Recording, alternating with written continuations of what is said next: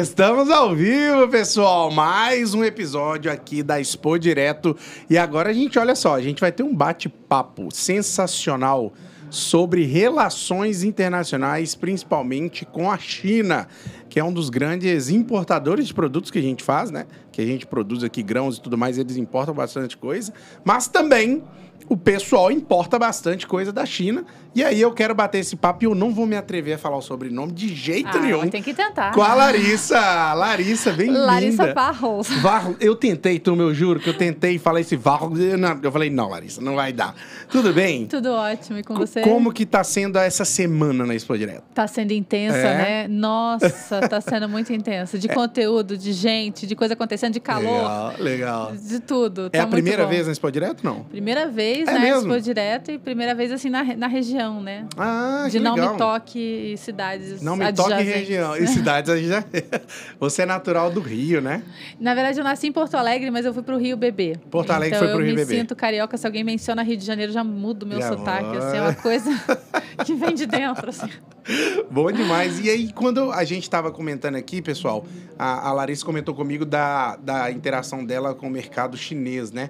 Como que surgiu assim, essa trajetória para você parar num mercado de relações com a China? Como que se deu isso? Pois é, né?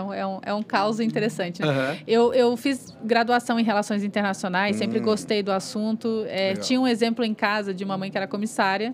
Comissária? Comissária. Que legal. E que fazia voo internacional, né? Como comissária. E que nos anos 70 tinha morado no Japão. Passado um tempo no Japão como comissária, na verdade, ela passava uma parte da semana no Japão, estudava japonês, então tinha um interesse ali pela Ásia já em casa, assim, sabe? Eu folhava umas revistas dela, fotos dela como comissária, aparecendo numa revista em japonês, quando eu era criança, eu achava aquilo, assim, o máximo, sabe? Ah, você não foi com ela, ela não, ia, ficava um tempo... Não, foi ela ainda solteira ainda, antes até de casar, início de carreira, entendeu? 70, né? Início de carreira. Uhum. E aí, na verdade, ela trabalhava para a Varig, e a Varig criou uma linha, Nossa, né? antiga Varig. A antiga Varig, para o Japão, né? Que ia via Los Angeles, era Brasil, Los Angeles, Japão. Entendi. E ela foi trabalhar nessa rota. E aí, bom, enfim, eu tinha essa referência, achava muito legal a questão, né, de viagem internacional, achava interessante essa coisa de Ásia, diferente e tal, e sempre tive interesse pela área, então, internacional. Queria ser comissária. Legal. Aí acabei indo para a área de relações internacionais, fiz faculdade nessa área. Tinha passado um tempo nos Estados Unidos, depois eu voltei para o Brasil, comecei faculdade, tranquei, fui para a França, queria aprender francês, fiquei lá quase 2 anos. Aí voltei, terminando a faculdade, ainda eu comecei a fazer um estágio numa empresa brasileira, uma consultoria carioca, que já tinha um escritório na China. E aí foi uma coincidência, assim, de evento, sabe? Eu tinha interesse, né, pela questão China, achava distante, diferente, portanto, né, desafiador, e me interessava. Tinha essa ideia de que eu já tinha feito essa parte mais fácil do mundo, mais ocidental, que eu já conhecia, estava familiarizada, falava o idioma, Perfeito. Que eu queria algum desafio um pouco maior. E aí, me encantava essa ideia de poder ir para a China. Me deram essa oportunidade, eu estava terminando a faculdade, efetivamente terminei e pude entrar num projeto que estava se desdobrando na China. Isso era fim de 2008. Então, foi quando eu mudei para a China. E eu tinha tanto medo que desistissem de me mandar para a China que eu fui há poucos dias do Natal, assim, tipo, 18 de dezembro. Natal no Brasil. Olha aí. Para antes que alguém mude de ideia, eu vou agora mesmo, nessa parte difícil do ano, Natal, frio, inverno rigoroso que tinha lá em Pequim, eu vou agora mesmo antes que alguém pense 2 vezes em me mandar para lá. Mas voltando um pouco, você formou no Brasil? Eu formei no Brasil. Em RP, em RI, né? Relações Internacionais. Lá no Rio? No Rio, exatamente. Depois você foi para os Estados Unidos? Eu tinha ido antes de fazer faculdade. Ah, você foi em high school, provavelmente? Entre uma coisa e outra. Eu terminei a escola no Brasil e eu tinha uma família estendida, uma prima da minha mãe, que morava nos Estados Unidos. Aonde e que ali? Tinha perto de Los Angeles. Na Costa Oeste. Isso, na Costa Oeste. Ali perto de Los Angeles tem uns valleys ali. Era um deles, chamava Simi Valley. E ela tinha uma prima de primeiro grau dela, segunda minha, né? Legal. E que, na verdade, já havia abrigado quando ela ela tinha... era adolescente, tinha 16 anos, e essa prima dela atirou aqui do interior, aqui de Ijuí. Ijuí era aqui perto. E levou ela para morar nos Estados Unidos. Foi onde ela aprendeu inglês, foi o que possibilitou que ela virasse comissária. Enfim, então já tinha um pé da família lá. E aí eu acabei tendo essa oportunidade de estudar inglês nos Estados Unidos. E foi onde você aprendeu inglês, então, Isso. lá, na prática. Lá na prática, Aí depois você foi para a Europa. Isso, voltei para o Brasil, comecei faculdade, cheguei a fazer 2 anos de faculdade, e aí eu tive a oportunidade de ir para a França, também querendo um desafio, uma língua nova, e tinha uma amiga de infância que estava morando lá e que aceitou me hospedar. Obrigada. Olha, que legal. Que pagou minhas contas. Não deixe de mencionar a sua história, né? Obrigada, que pagou minhas contas por 3 meses, até que eu conseguisse meu primeiro emprego. Que legal. E aí eu devolvi o dinheiro. Em euros. Em pesado. euros, Mas ficou aí 3 meses lá para certo. procurar emprego, conseguiu.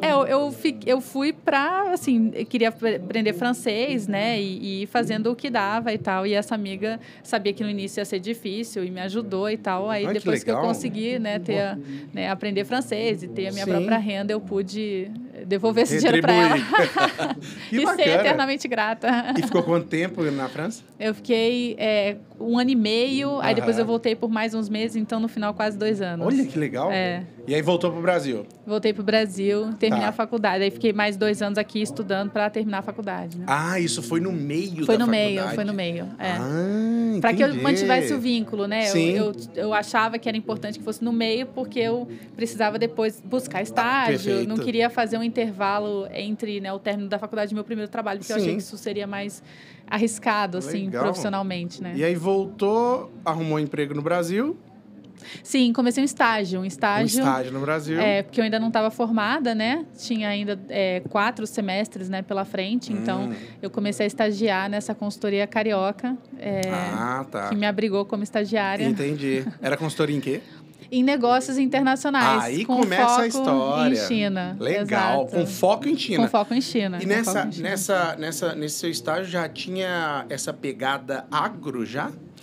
Não, na verdade não havia nenhum tipo de, digamos, uma área com a qual a gente não pudesse trabalhar. Digamos que se você tivesse uma oportunidade em agro, a gente poderia trabalhar com ela. A questão é que naquela época, e aí você está falando de 2016, 2017, 2018, o perfil da nossa relação e o que fazia mais sentido, sobretudo quando você pensa em atração de parcerias, de investimento chinês para o Brasil, era a parte de máquinas pesadas, guindastes, turbinas para a construção de hidrelétricas e esses projetos de SKD, CKD, ou seja, em que você finaliza, né, você termina a montagem aqui no Brasil e, portanto, você está olhando para o mercado local, né? Assim, eram projetos em que empresas que queriam acessar os consumidores brasileiros, elas traziam as suas plantas fabris para cá, finalizavam seus produtos aqui e havia um marco regulatório, né, que,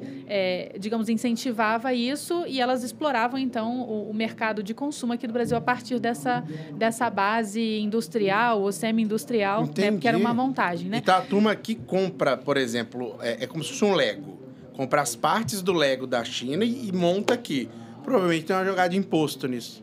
Sim, né? Porque havia... Exato, esse era o propósito, né? O propósito era que você fizesse a finalização aqui, né? Para geração de emprego e renda, perfeito, né? E aí você tinha essa combinação de um Brasil com um mercado potencial muito interessante, né? Que era o que essas empresas visavam, né? Elas tinham um potencial de se expandir aqui, de fazer mais vendas aqui. Esse é digamos, um diferencial do Brasil até frente a outros vizinhos, né? Latino-americanos, porque nós temos uma população muito grande e essa população é um mercado consumidor gigante, né?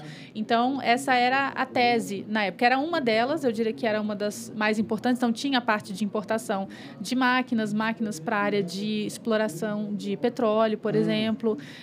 A gente tinha uma movimentação grande nessa área de guindastes, né? Porque a China estava começando a consolidar suas marcas de máquinas pesadas no mercado internacional. E essas máquinas estavam começando a buscar sair da China e produzir ou montar em países onde elas pudessem desenvolver o mercado.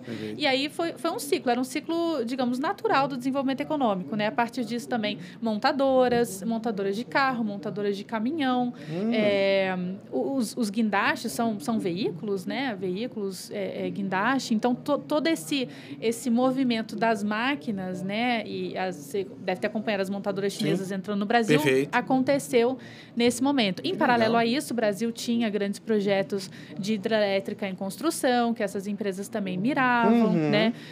Depois, oportunidades na área de construção, tanto de hidrelétricas, linha de transmissão, né? Então, a gente pode até explicar isso. Os investimentos chineses no Brasil, eles tiveram diferentes ciclos, né? Ciclos que tinham a ver com o desenvolvimento econômico da China e com o nosso, né? Na medida em que, naquele momento, a gente era um mercado consumidor promissor e essas empresas visavam isso. Estava provavelmente muito embarcado no tal do BRICS.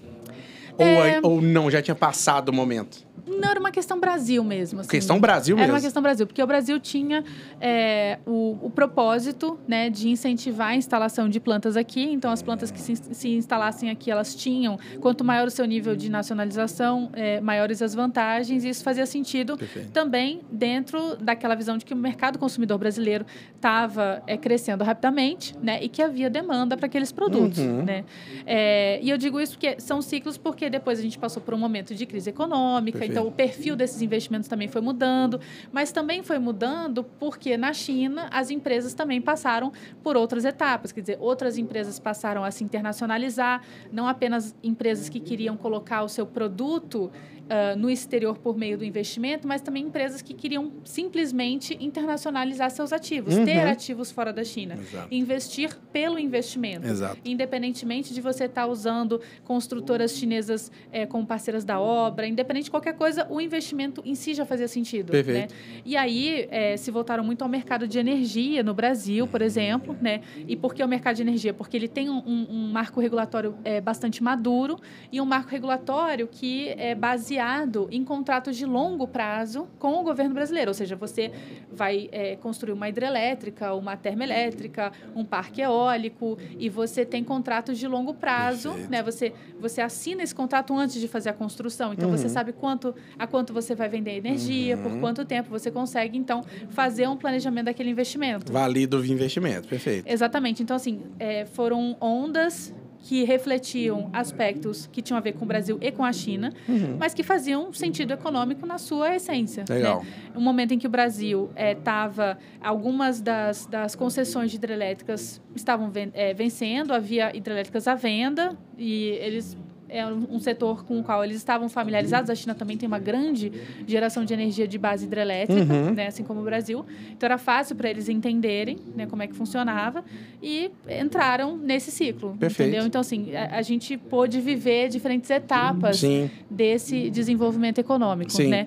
O comércio, isso a gente está falando de investimentos, né? O comércio, ele sempre fez parte, digamos, dessa história aqui que a gente está narrando, mas ele também teve diferentes etapas. Né? Se a gente for olhar do ano 2000 até 2020, por exemplo, o comércio cresceu muito, vertiginosamente, mas ele cresceu principalmente a partir desse momento aí, 2007, 2008. Então, teve a crise financeira nessa época, entendeu? A bolha. Exato. A bolha imobiliária lá nos Estados Unidos. Quebrou um monte de bolsa de empresas de investimento, bancos. Exato, com efeitos, né, no mundo inteiro. Legal. A China lançou naquela época um grande pacote econômico, né, no país para tentar controlar os efeitos dessa crise econômica global dentro da China. Né? Então, tudo isso movimentou muito e criou, digamos, novos elementos a essa relação de comércio e investimentos. Né? Basicamente, a partir daquele momento, a gente deu um grande salto também nas exportações de commodities. Perfeito. Minerais, energéticas e agrícolas que acompanhava esse pacote, né, de recursos que foi lançado no mercado e que acabou promovendo o desenvolvimento imobiliário, mais construções na zona urbana, que demanda o nosso minério de ferro. Quer dizer, tudo isso, assim, as coisas, elas se encaixam, né? Elas vão uma coisa fazendo leva a outra. Sentido. Larissa, agora uma dúvida que eu tenho no Brasil, por exemplo, o PIB do Brasil, 1/3 é agro. Nos Estados Unidos, estão chegando a 2% do PIB só vem do agro, nos Estados Unidos. Na China, o que é o grande lance deles em relação à riqueza, à PIB? Eles se sustentam em quê? Além do número de pessoas que tem lá, né? Óbvio. A China é uma economia bastante diversificada, né? E a China, até por ter uma população que é a maior do mundo, ela precisa ser diversificada, né? A segunda maior economia no mundo. Então, os últimos 40 anos fizeram com que a China passasse por um grande processo de desenvolvimento econômico bastante acelerado. É um processo que a gente chama de reforma e abertura, no sentido de que foram reformadas algumas regras, algumas instituições e aconteceu uma abertura para o comércio internacional. Né? O primeiro setor, isso aconteceu a partir do final dos anos 70, então 1978, 1979, ganhou velocidade, digamos, nos anos 1900, 1990. Então, quando esse processo começou, o primeiro setor que começou a ser reformado foi a agricultura. Foi basicamente, né, a China vem de um histórico, né, de gestão pelo Partido Comunista Chinês, que é um partido, né, planejador. Então, a partir daquele momento, mudaram-se as regras que permitiram que os agricultores passassem a produzir um excedente, comercializar aquele excedente, basicamente permitir um maior empreendedorismo. Era limitado? Sim, até então sim. Né? O excedente era do governo, se bobear. Exato, porque você tem uma economia que tem um pensamento, né, de coletividade e de planejamento. Então, sim. Mas, por outro lado, a China estava passando por uma série de problemas de escassez, justamente. Então, a ideia, né, do modelo de reforma e abertura foi virar, né, a página, começar, né, um ciclo que permitisse um maior empreendedorismo por parte das pessoas, né, que as pessoas tivessem mais liberdade de empreender, de comercializar o excedente, de decidir o que fazer com aquele recurso, né? E a agricultura foi o primeiro setor que passou por essa reforma. Sim. Né? E o que deu esse start neles de falar, puta, a gente precisa fazer isso, a gente precisa desse excedente? Necessidade. É a dor. Necessidade. A China era um país paupérrimo. Exato. Paupérrimo, né? Necessidade, escassez, fome. Na dor, eles tiveram que falar... Toma, eu sei que a ideologia ou que nosso plano era esse, mas a gente vai ter que se reinventar. Eles tiveram que se reinventar. E o agro foi o primeiro. Foi o primeiro, mas por que foi o primeiro? Fazia sentido que fosse o primeiro, porque quase toda a população... Comida, e quase toda a população da China era rural. Era rural, Perfeito. não era urbana, né? Era o oposto do que é hoje, né? Toda essa massa de pessoas estava no campo, essas pessoas elas precisavam poder empreender, poder ser estimuladas a produzir mais alimentos, né? E você precisava dar melhores condições de vida para aquelas pessoas. E aquelas pessoas estavam no campo, né? A partir do momento em que esse projeto, né, de reforma foi colocado, foi estabelecido, dali para frente, a China viveu o maior movimento migratório em tão curto espaço de tempo que a humanidade já viu. Exato. Ninguém passou por isso. Né? Então, houve uma grande mudança nesse fluxo, as pessoas foram do campo para a cidade, e isso mudou também o perfil econômico da China. Quer dizer, a reforma e abertura é um movimento que se baseia muito na produção manufatureira, voltada à exportação, e nos investimentos em infraestrutura dentro do país. Investimentos em infraestrutura rodoviária, ferroviária, portuária, aeroportuária, que é o que dá hoje muita substância à competitividade da China nos negócios de forma geral, porque a infraestrutura dela está muito bem estabelecida, funciona muito bem. Né? Tem até uma foto icônica lá do metrô de Xangai, né? Que todo mundo vê como era e como ficou depois, né? Bem estruturado e tudo mais. Exatamente. Legal. É um excelente exemplo. É um excelente exemplo. E tudo isso emprega pessoas, tudo isso movimenta a economia, tudo isso facilita os negócios, facilita os deslocamentos, né? Mas é um investimento estatal pesado que leva, né, a tudo isso acontecer. Né? Então, a base desse desenvolvimento, então, foram os investimentos, sobretudo em infraestrutura e a manufatura voltada à exportação, que é o Sim. que aqui no Brasil a gente conheceu como Xing Ling, Sim, né? Que sim. é aquela produção, no primeiro momento, de bugiganga, uma produção barata. Vai o que dá, de têxtil, de calçado, né? De indústrias que eram intensivas em mão de obra, né? E que a gente acompanhou com o passar das décadas, né? Dos anos, nesses últimos 40 anos, uma inversão completa. Né, dessa lógica em que a gente tem aqui, né, nosso stand vizinho, a DJI, né, assim, mostrando seus drones, quer dizer assim... qualidade extrema. Qualidade extrema, o seu telefone provavelmente foi feito na China, Sim, né? provavelmente. Enfim, e aí chegamos, né, com um programa espacial, né, importantíssimo, chegamos, né, nesse ponto, mas... TikTok... que veio chinês, ultrapassou aí o Instagram. Eu não sei se eles consideravam, né, o TikTok. O TikTok, que agora passa o Instagram, vira... Exato, você tá vendo? E tem uma briga grande do TikTok nessa história, né? Então, é um soft power ali, Exato. né? Importante e ali. que vira uma briga. Mas isso você vê, isso é um empreendedorismo, né? Porque isso não tem zero estatal nisso daí. Zero, né? Entendeu? Zero estatal. Exato. É visão de negócio. E se eu não me engano, Larissa, uma das maiores... eu posso estar enganado, mas ela com certeza é uma das maiores empresas de tecnologia do mundo, estão na China. Então, a Tencent é uma delas, a ByteDance, que todas são empresas. A Tencent, se eu não me engano, é dona da WeChat, que é como se fosse o WhatsApp que a gente tem, né? Mas ele engloba tudo. Então, tudo... Me corrija se eu estiver errado, tá? Você tá indo muito bem. Tudo que a gente tem aqui no Ocidente de aplicativos tem uma versão chinesa e, basicamente, quase todas estão dentro do WeChat, que é um mini... Eles chamam de Super App, que é um aplicativo que tem tudo. Então, o Uber lá é a Didi, né? Que é uma versão do Uber, só que chinesa. Então, não só eles tiveram essa evolução, mas eles também conseguiram fazer os modelos deles internamente para o uso interno, que possivelmente tem uma certa exigência do governo de ser controlado, né? Mais ou menos. Não, Tá. Assim, não exatamente.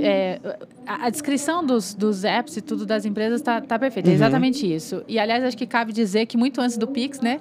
A gente já na China vivia sem carteira e sem dinheiro, porque pagava tudo pelo celular, com o WeChat. Eles falam leapfrog, né? Exato. Então, deu o pulo do dinheiro direto pro QR Code ali, né? Exato. E o cartão de crédito nem rolou. Sem passar pelo cartão de crédito. Exatamente. É interessante.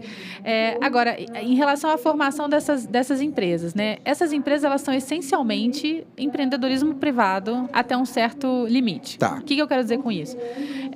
A ideia, né, delas serem formadas, nascerem, é privado, tá. né? Houve sim uma proteção a essas empresas, né? Uma proteção para que elas se desenvolvessem dentro do mercado chinês, né? Por outro lado, qual é o pensamento por trás dessa proteção? É o seguinte, a gente tem a maior população do mundo. A gente precisa também buscar desenvolver as mais diferentes áreas, porque isso aqui tem que ser uma economia dinâmica, tem que ter setores dinâmicos e, no final das contas, essas empresas de tecnologia, elas detêm muita informação sobre os indivíduos. Perfeito. Né? Data is the new oil, certo? Exato. Então, como lidar com isso? Como lidar com a questão de que, quando você fala da internet, você está falando de um novo mundo em que um país grande como esse, com uma população grande como aquela que é a chinesa, vai ficar simplesmente dependente de um ecossistema criado fora da China? Perfeito.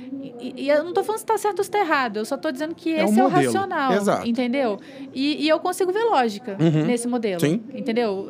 Eu sou a favor da liberdade de expressão, eu sou a favor da internet, eu acho tudo isso ótimo, mas assim, eu vejo uma racionalidade Sim. nessa preocupação e vejo também que assim, o fato da China ser esse mercado tão grande significa o seguinte, olha, se outras empresas estiverem aqui se beneficiando desse mercado, assim, elas estão levando, né, uma grande vantagem aqui comercial, mas eu também quero participar disso, entendeu? Perfeito. Então, assim, não foram iniciativas que foram começadas pelo governo, que foram, de certa forma, assim, subsidiadas, que tiveram vantagens governamentais no seu nascimento. Aconteceu, sim, uma proteção da internet que favoreceu o desenvolvimento dessas empresas de tecnologia lá dentro, vis-à-vis outras empresas de outras nacionalidades que buscavam fazer a mesma coisa. Agora, para além disso, o outro fenômeno é que essas empresas criem produtos que façam sentido no Ocidente.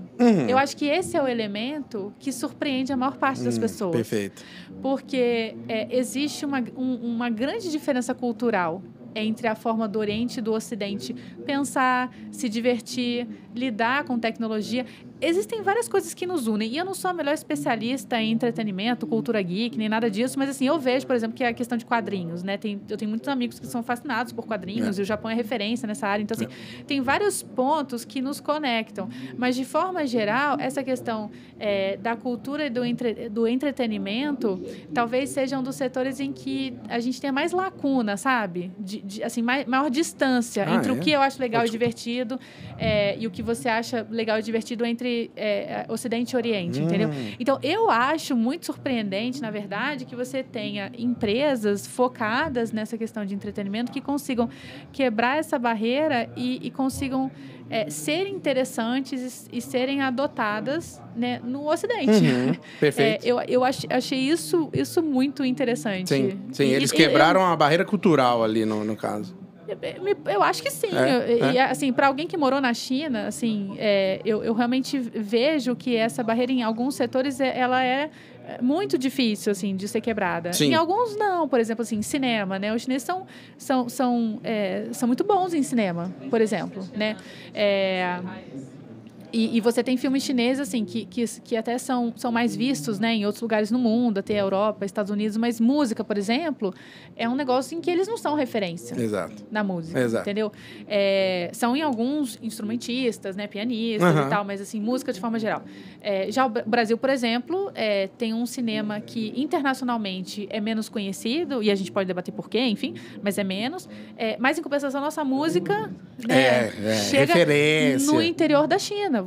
Eu me lembro que eu viajando na China, final de 2008, início de 2009, e o meu primeiro projeto na China, eu tinha que viajar pelo interior, eu ia em Pizza Hut e tinha música popular brasileira MPB tocando no Pizza Hut na China. Era só a música, não tinha letra, e ninguém sabia que aquilo era música brasileira. Era o Garota de Ipanema no negócio. Garota de Ipanema no interior de Sichuan, na cidade de Leshan. Que fantástico. Que ninguém consegue nem botar no mapa que fantástico. agora.